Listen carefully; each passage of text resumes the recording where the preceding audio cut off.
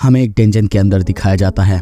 वहीं पे कई सारे मॉन्स्टर्स की मूर्तियां थे, खून देखते हैं और वहीं पे हम हमारे मेन कैरेक्टर को देखते हैं जो कहने लगता है, वो साला बुढ़ा, वो मेरे साथ ऐसा कैसे कर सकता है? नहीं, मैं ऐसे नहीं मर सकता और ना मैं ऐसे मरना चाहता हूँ। और तभी उसके ऊपर हमें खतरनाक स्नेक मॉन्स्टर को दिखाया जाता है। वो कहने लगता है, डैम, मैं ऐसे कुत्तों की तरह मरना नहीं चाहता।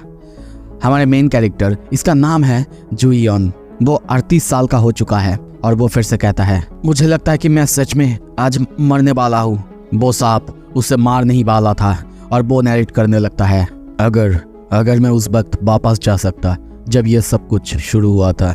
साल था 2025 जब ये टॉम्स सडनली कहीं से अपीयर हुए।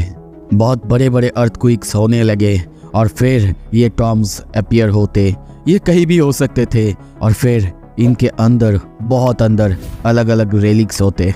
ये रेलिक्स जो कि इस दुनिया को पूरी तरह अपसाइड डाउन कर दिया था।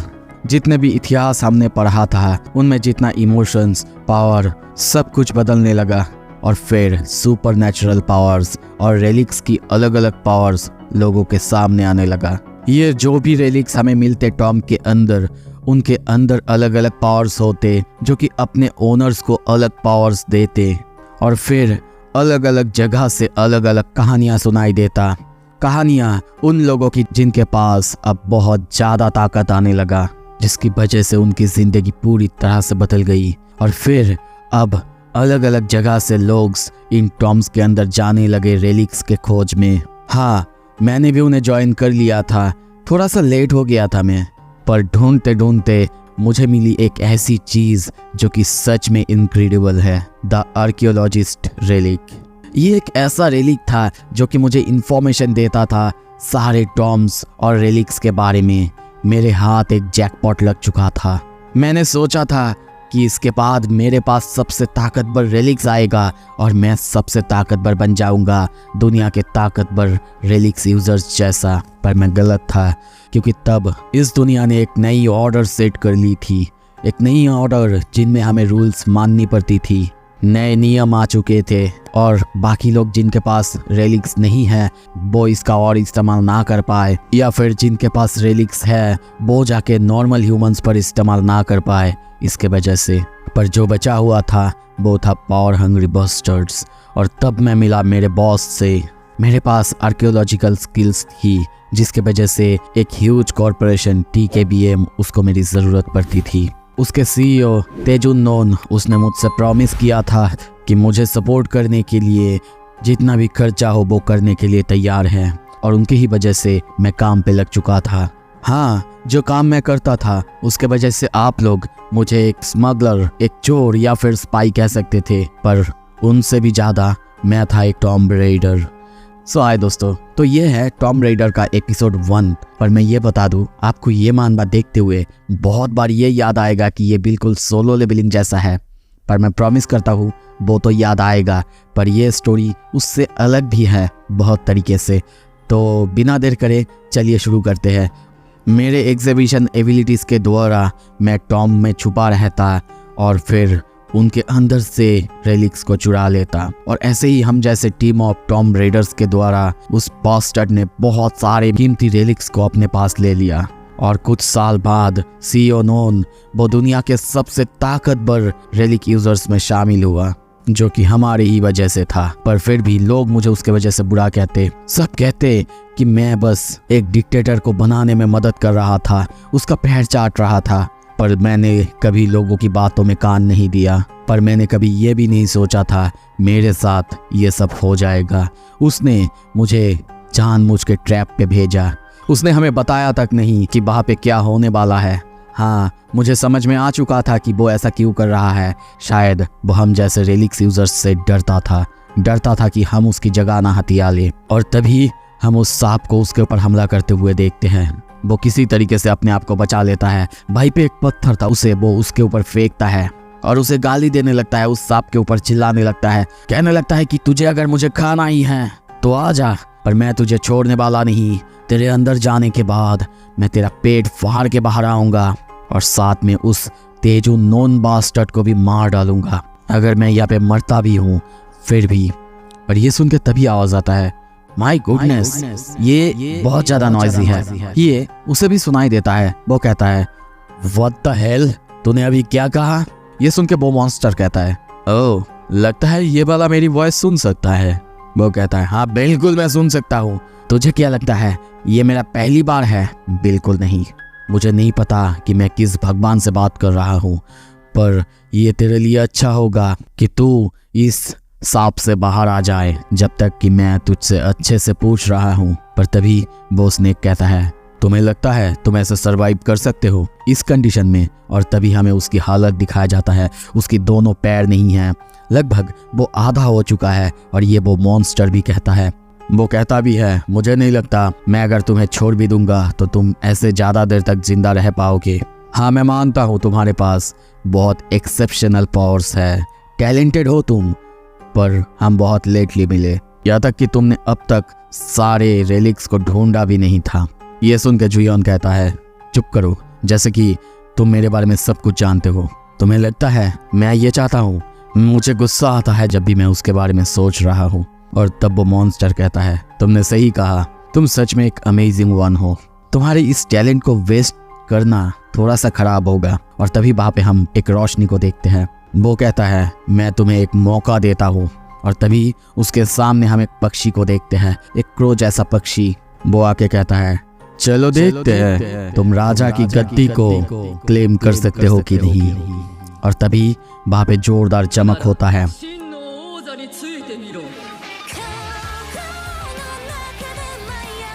कुछ देर बाद जुयोन अपनी आंख खोलता है। वो अपने आप को बैठा पाता है और देखता है कि उसका पैर पूरी तरह से ठीक हो चुका है। वो ये सब समझने की कोशिश कर ही रहा था, पर तभी आसपास जब देखता है वो शायद पुलिस स्टेशन में है। और वहीं पे एक बंदे को बैठा हुआ देखता है उसके माँ के साथ। तभी आवाज आता है, ए तुम बच्चे क्या बकबक करे जा रहे हो अपने आप में? मैं तुमसे कुछ सवाल कर रहा हूँ ना। वो कहता है, हाँ ऑफिसर बोलिए। वो कहता है, सबसे पहले तुम्हारा नाम बताओ। पर वो अब भी सोच रहा है ये सब क्या हो रहा है। वो आखिर क्या था उसके सामने? क्या वो क्रू या फिर कुछ और था? क्या ये कोई सपना है या फिर अब तक जो भी था क्या ये सब एक सपना है? इस तरह वो ऑफिसर अब भी उससे सवाल करे जा रहा है, उसका नाम जानना चाहता है। वो जवाब नहीं देता। इससे वो लोग और ज़्यादा गुस्सा हो जाते हैं और उसके ऊपर चिल्लाने लगते हैं। और वो तब देखता है ये साल 2025 और 1 जनवरी। उसे ये बिल्कुल समझ नहीं आ रहा था ये क्या हुआ। और तभी वो उसी लड़के को देखता है। वो जाना पहचाना लग रहा था, पर अब तक उसे समझ आ चुका है कि वो वापस आ चुका है 15 साल पहले, जब सब कुछ शुरू होने वाला ही था। तभी फिर से आवाज आता है, चलो देखते हैं तुम राजा की गद्दी को क्लेम कर सकते हो कि नहीं। वो फिर से सोचता है, रुको, ये अगर सच में साल 2025 है, इसका मतलब दुनिया अब तक शांत है और सारे रिलीक्स अपनी ही जगह पर है। मतलब मैं सब कुछ क्लेम कर सकता हूँ, उन सारे ताकतवर रिलीक्स को, क्योंकि मेरे पास अब भी मेरा प्रीवियस जिंदगी का नॉलेज और सब कुछ है। मैं बहुत ज़्यादा एक्साइटेड हूँ। पर एक चीज़ तो है, इतना सब कुछ होने के बाद, ये सारे टॉम्स आने के बाद, दुनिया पूरी तरह से बदलने के बाद, मुझे नहीं लगा था कि मैं दोबारा कभी सरप्राइज होऊंगा। पर जो मैंने अपने सामने देखा वो सच में एक सरप्राइज था। सबसे पहले मैंने नहीं सोचा था कोई ऐसा टॉम होगा जिससे कि मैं भी डर सकता हूँ। और सेकंड, वो शीटी बास्टर्ड जिसके लिए मैंने इतना कुछ किया, वो मेरे साथ ऐसा करेगा। और तीसरा, मौत के मुंह से मैं सीधा यहाँ आऊँगा 15 साल पहले, जब सब कुछ शुरू होने वाला था। मैंने कभी ये सब नहीं सोचा था। मुझे नहीं पता क्या हुआ, पर मेरे पास अब भी एक बहुत बड़ा अपॉर्चुनिटी है। मैं अभी सारे रिलीक्स को क्लेम कर सकता हूँ। पर तभी आवाज आता है, ए यू, क्या सुनाई नहीं दे रहा है क्या? या फिर तुम ये सब कुछ इग्नोर कर रहे हो? तभी वहाँ पे एक महिला को देखते हैं। वो उसके ऊपर चिल्लाने लगती है, क्योंकि उसके हिसाब से उसके बेटे के साथ उसने बुरा किया है या फिर बुली किया है उसे। पीछे से उस बंदे को भी देखते हैं, वो उसका ही मजाक उड़ाने लगता है। उसकी मॉम सारा दोष जुयोन पर ही लगाता है, पर उसे अब भी याद है उस वक्त क्या हुआ था। वो बिल्कुल शांत था, पर उस बंदे ने ही पहला फाइट शुरू की थी। पर वो वैसा कर रहा था, इसके वजह से ना चाहते हुए भी मैंने थोड़ा सा उसे धक्का दिया था। पर शायद वो इसी का इंतजार कर रहा था, क्योंकि उसके ही वजह से बाद में मुझे पैरों पे गिर के माफ़ी मांगनी पड़ी थी और उसके बाद हाई सेटलमेंट फी देना पड़ा था। सेटलमेंट फी मेरे लिए तब वो बहुत ज़्यादा था, क्योंकि मेरे पास उतने पैसे ही नहीं थे और मेरे पास ज़्यादा कुछ वेपन्स भी नहीं थे। और तब वो अपने वेपन्स के बारे में सोचने लगता है कि तब उसके पास उतने अच्छा वेपन्स भी नहीं थे। पर वो ये सब सोच ही रहा था, फिर से पीछे से बोल एडी कहती है, सच में ये बच्चा? और तभी उसको वो थप्पड़ मारने के लिए अपना हाथ आगे बढ़ाती है, पर तभी सब कोई चौंक जाते हैं क्योंकि जुयोन ने उसकी हाथ को रोक लिया था। पर उसे समझ में नहीं आ रहा था पहले कि ऐसा कैसे कर सकता है, क्योंकि तब वो ऐसा इतना ताकतवर नहीं था और वो फाइट भी नहीं कर सकता था। पर उसे अब समझ में आ रहा है कि उसके पास 15 साल का जो नॉलेज है वो उसके बॉडी को, दिमाग को अब भी याद है।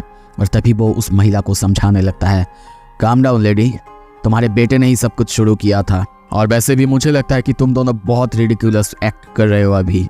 पर ऐसा देख के वो बंदा वो उसे मारने के लिए आगे आता है, एक पंच मारता भी है, पर जुयोन आसानी से उसके पंच को डॉच करता है और उसकी हाथों को पकड़ के वहीं पे पटक देता है उसे, और उसकी हाथों को मोड़ रहा था। वो बंदा चिल्लाने लगता है। जुयोन सोच रहा है, मेरा बॉडी वो डेफिनेटली बहुत लाइट हो चुका है, शायद अब तक रेलिक्स की साइड इफेक्ट्स मेरे अंदर नहीं आई। इस तरफ ये देख के सारे पुलिस वाले उसके ऊपर गुस्सा कर रहे हैं। वो कहता है, देखिए ऑफिसर्स, मेरे पास कोई पैसे नहीं हैं, तो अगर आप लोग मुझे जेल में डालना चाहते हैं तो डालिए। ये सुनते ही वो महिला कहती है, तुम सच में पागल हो गया बच्चे? अगर तुम्हारे ऊपर एक बार क्रिमिनल रिकॉर्ड आया तो तुम्हारी पूरी जिंदगी बर्बाद हो जाएगा। वो सोचता है, एक क्रिमिनल रिकॉर्ड? हाँ, पर जल्द ही इस सब का कोई मतलब नहीं रहेगा, क्योंकि पूरी दुनिया पूरी तरह से अपसाइड डाउन होने वाला है। सारे लॉ जो भी थे एक लॉलेस कियोस में फंस जाएगा और कुछ ही देर बाद उसे हम जेल के अंदर देखते हैं। वो सोच रहा था अपने ही बारे में, उसे जल्दी करनी होगी क्योंकि उसे पता है सारे रेलिक्स कहाँ पे और कैसे आने वाला है, पर वो ऐसा कैसे करेगा यही सब सोच रहा था। तभी उसके सामने एक नोटिस विंडो ओपन होता है जहाँ पे लिखा हुआ था टॉम रेडर जुयोन सा। उसे ये समझ में नहीं आ रहा था, वो वहम समझ रहा था, इसीलिए सर पर मारे जा रहा था। तभी और एक नोटिस आता है, पर उसे ये सब समझ ही नहीं आ रहा था कि ये किस वजह से हो रहा है, क्या ये उसी कुरो की वजह से, इसीलिए वो चिल्लाने लगता है। पर तभी एक के बाद एक नोटिस आते जाता है। वहीं पे टॉम रेडर की बेसिक स्किल को देखते हैं, जिनमें से एक खुला हुआ है जिसके वजह से वो अपने आसपास का 3 फीट के अंदर जो भी हो सब कुछ देख सकता है। पर इस तरफ जुयोन को अब तक समझ नहीं आ रहा था, वो सोच रहा था ये क्या हो रहा है उसके साथ, एक गेम जैसा। पर फिर से एक और नोटिस आता है, वो सब कुछ को अपने सामने से हटने के लिए कहता है। पर तभी उसके पास एक क्वेस्ट आता है जिसमें लिखा हुआ था, अपने 4 बेसिक टॉम रेडर स्किल्स को एक्टिव करो, जिसके वजह से तुम एक फुल फ्लेज टॉम रेडर बन पाओ। वो ये सब देख रहा था, तभी वहाँ पे एक पुलिस वाला आता है और उसे चुप रहने के लिए कहता है। और अब उसे समझ में आता है शायद इन सबको वो ही देख पा रहा है। तभी वो वहीं पे रेंगता हुआ एक कीड़े को देखता है, बहुत दूर से ही देख लेता है और उसकी आवाज़ भी सुन पाता है। और अब उसे समझ में आता है कि ये स्किल उसकी बहुत काम का है और इससे क्या हो सकता है। और ये जो सारा स्किल्स है ये उसके प्रीवियस स्किल्स है, जिनमें से एक अभी एक्टिव हुआ है। और वो सोचता है, सच में अगर मैं अपने स्किल्स को ऐसे ही रीगेन कर सकता हूँ ये कमाल हो जाएगा, ये सच में एक बहुत बेहतर शुरुआत है। पर वो रेलिक, वो क्रो, आखिर वो क्या प्लान कर रहा है? वैसे नॉर्मली रेलिक्स कभी मदद नहीं करते लोगों की। तभी वहाँ पे एक बंदा आता है जो कि उसे बुलाता है। कुछ देर बाद हम जुयोन को बाहर देखते हैं। वो बंदा उसके बड़े भाई जैसा है, वो उसे बहुत ही अच्छे से बात कर रहा था। उसका नाम है जियोन वू। ये वही बंदा है जब जुयोन ऑर्फन था तब उसने इसे संभाला था। वो नरेट करता है कि ये मेरे बड़े भाई जैसा है। वो बंदा उससे जेल के बारे में मजाक कर रहा था, हंस रहा था, पर जुयोन उसे देखते हुए सोच रहा था ये अभी वैसा ही है, बिल्कुल बदला नहीं है। और तब वो उसे पूछता है, भाई क्या मैं तुमसे कुछ पूछ सकता हूँ? क्या रिसेंटली तुमने कुछ अजीब नोटिस किया है, जैसे कि कोई भूत या पैरानॉर्मल एक्टिविटीज, ऐसा कुछ? ये सुन के वो सोचता है, क्या ऐसा तो कुछ नहीं है, पर हाँ मैंने मेरे बीबी को देखा है, पता नहीं वो हमेशा मेरे सीक्रेट्स को कैसे जान लेती है। ये सुन के वो हंसता है और सोचता है, चलो शुक्र है अब तक शायद किसी को उन सब के बारे में नहीं पता। और तब वो उसे जाने के लिए कहता है और रेस्ट लेने के लिए कहता है। जुयोन अब तक सोच रहा था उसके पास अब तक अपने प्रीवियस मेमोरीज है और शायद प्रीवियस पावर्स भी आ जाएंगे, जिसके वजह से उसके पास बहुत ज़्यादा एडवांटेज है। पर एक प्रॉब्लम है, सबसे शुरुआत में सारे जो अच्छे रेलिक्स थे वो सबसे पहले अमेरिका और यूरोप में आए थे, पर वो वहाँ पे कैसे जाएगा क्योंकि उसके पास अब कोई भी पैसा नहीं है। पर तभी उसके सामने कुछ बंदे आते हैं। उनमें से एक बंदा कहता है, ए जुयोन, तू यहाँ पे क्या कर रहा है रे? काम छोड़ के यहाँ पे घूम रहा है? हाँ वैसे तू नया है ना, तो तुझे शायद हमें रिस्पेक्ट देना चाहिए। उन सबको देख के वो सोचता है, ये बास्टर्ड्स, ओह याद है, चलो पैसे का जुगाड़ हो गया। पर जुयन जवाब नहीं दे रहा था। जुयन नरेट करता है, ये बंदा योंगते पार्क, वो अपनी बहन के साथ एक आर्ट गैलरी चलाता है। मुझे पैसे की बहुत ज़्यादा ज़रूरत था और तब मैंने इनके वहाँ पे थोड़े दिन के लिए काम करना शुरू किया था, पर फिर इन्होंने मुझे काम से जाने ही नहीं दिया। मुझे इनके वहाँ पे नौकरों की तरह काम करना पड़ता और रिस्पेक्ट वो तो भूल ही जाओ। इनके वजह से तब मुझे हेल से गुजरना पड़ा था। इस तरफ तभी एक बंदा आके वहाँ पे उसके ऊपर चिल्लाने लगता है, कहने लगता है, तू जवाब क्यों नहीं दे रहा है बे?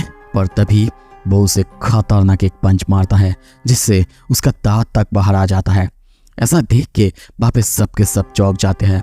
जुयन कहता है, हे तुम सब जाओ और अपने बॉस से कहना कि मैं अब काम छोड़ रहा हूँ। पर तभी वो बंदा आगे आते हुए कहता है, क्या कह रहा है, पागल हो चुका है क्या तू? पर तभी जुयन कहता है, ओह मैं भूल चुका था, जाने से पहले मुझे पैसे थोड़ा दे देना।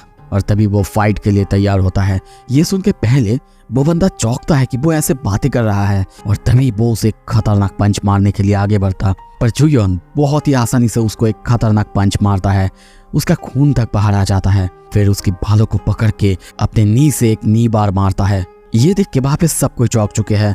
ये बंदा तो ऐसे फाइट नहीं कर सकता था, फिर ये ऐसे लड़ कैसे रहा है? और अब दोनों मिल के उसके ऊपर हमला करने आते हैं, पर वो उन दोनों को भी बहुत ही आसानी से वहीं पे हरा देता है। वो बंदा जिसको उसने पहले मारा था वो पूछता है, कैसे, ये कैसे हो सकता है? जुयन सोचता है, हाँ ये हुआ क्योंकि 15 सालों तक मैंने सेल्फ डिफेंस ट्रेनिंग ली है। आई एम ग्लैड कि मेरे बॉडी को अब तक सब कुछ याद है, पर शायद मैं ये ज़्यादा देर तक नहीं कर पाऊंगा क्योंकि मेरे बॉडी में वैसी ताकत, वैसी मसल्स अब तक आई नहीं हैं। पर तभी देखते हैं वो बंदा वो चाकू निकाल लेता है और उसे मारने के लिए आगे बढ़ता। पर तभी दूसरा बंदा उसे वार्न करता है कि संभाल के चलाने के लिए। पर तब जुयन उस चाकू को देखते ही सोचता है, ओह ये नाइफ, ये तो एक रेलिक है ना? पर इस बास्टर्ड के पास ये कैसे आया? और अब वो नरेट करता है, बहुत सारे रेलिक्स टॉम के अंदर अपने आप को छुपा के रखना पसंद करते हैं, पर कुछ ऐसे रेलिक्स होते हैं जो कि ह्यूमन सोसाइटी के अंदर रहना पसंद करते हैं। और तभी वो बंदा चाकू से उसको मारने के लिए जंप करता है, पर इंस्टेंटली उसकी अटैक को डॉज करके जुयन उसके ही चाकू को उसके गले के सामने रखता है और कहता है, तेरी हिम्मत कैसे हुई बे चाकू से मुझ पर हमला करने की? बाकी दो बंदे वो भी हमला करने के लिए आते हैं, पर तब जुयन उस चाकू में से उसके पावर्स को एक्टिवेट करता है और तब देखते हैं वो उस चाकू से उनके अंदर की ऑर्गन्स तक देख पा रहा था और वो बहुत तेजी से उनके ऊपर हमला करता है जिससे उनके अलग अलग जगह पे कट लगता है। वो लोग दर्द से चिल्लाने लगते हैं, पर जुयन कहता है, ऐसे रोना बंद करो, वैसे भी वो कट्स ज़्यादा डीप नहीं हैं और तुम्हारे कोई ऑर्गन तक पे नहीं लगा है। और तब गुस्से में उनको पैसा देने के लिए कहता है।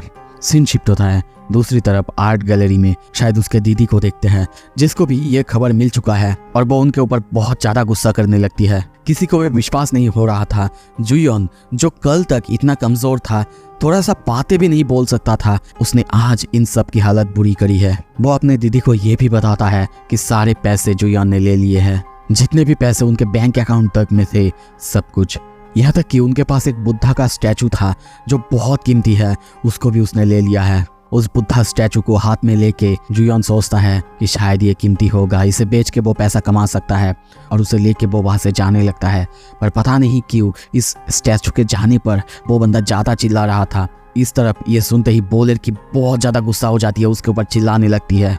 कुछ देर बाद जुयन को हम एक एंटीक आर्ट सेंटर में देखते हैं जहाँ पे वो उस मूर्ति को लाया था, पर यहाँ से जुयन को पता चलता है कि ये मूर्ति बिल्कुल भी कीमती नहीं है।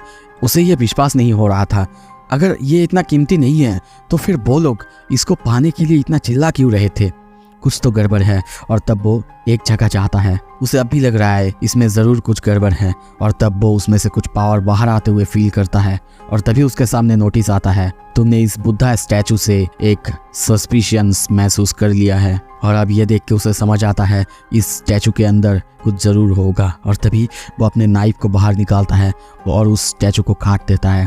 और तभी देखते उसके अंदर से कुछ लिक्विड बाहर आता है जो कि एक इलीगल ड्रग है, जिसके फ्यू ड्रॉप्स लोग सिगरेट के अंदर दे के स्मोक करते हैं, यहाँ तक कि ये बहुत बहुत ज़्यादा कीमती है। तभी देखते हैं वो इससे पैसे कमाने के बारे में सोचता है और अपने भाई ग्योनबू को फ़ोन करता है और कहता है, ब्रो अगर मैं ये खबर दूँ कि कहीं पे ड्रग ट्रैफिकिंग चल रहा है तो उसका कितना रिवॉर्ड मिल सकता है? इस तरफ हम देखते हैं उसी लड़की को जो शायद किसी से बात कर रहा है, यानी जिसके पास वो ऑर्डर जाने वाला था उससे। वो उसके ऊपर बहुत गुस्सा कर रहा था और वो सॉरी कहते हुए जा रही थी। इस तरफ हम देखते हैं वहाँ पे उसके उसी भाई को, उसकी हालत बहुत ज़्यादा खराब था। वो उससे पूछती है कि वो बुद्धा स्टैचू वो कहाँ है, पर वो बताता है माफ़ करना बहन, वो सब कुछ ले चुका है, हम बर्बाद हो चुके हैं। क्योंकि और तभी वो डर जाती है क्योंकि उसके साथ जो आया है वो लोग डिटेक्टिव्स हैं। तभी उसमें से एक बंदा कहता है हम लोगों को खबर मिला कि यहाँ पे ड्रग ट्रैफिकिंग चल रहा है।